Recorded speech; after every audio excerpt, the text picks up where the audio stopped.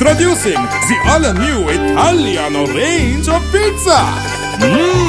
Pizza Ultimo. Pizza Hut. And on business news this evening, the International Monetary Fund notes that there is a possibility of inflation increasing in the future. The resident representative of the IMF, Dr. Koshy made this observation during a media briefing in Colombo. A media briefing was held in Colombo today to create awareness on the IMF Executive Board's discussion of Sri Lanka's 2013 Article 4 consultation.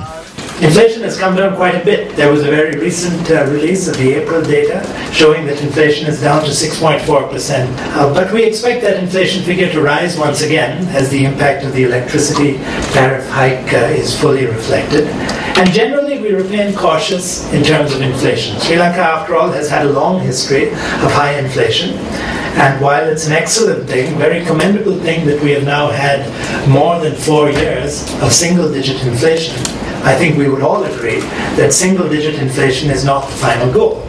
We can't rest on our laurels. We need to reduce inflation further for the good of the economy.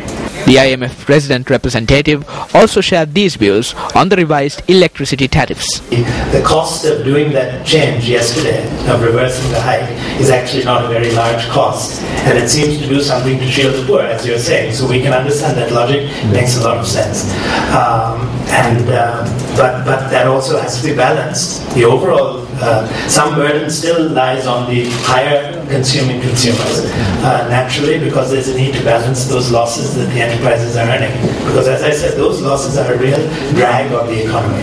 It's easy to put those losses aside because we don't see them in the central government budget. There's no line item there, which most normal people, most abnormal people like economists also don't look at those balance sheets.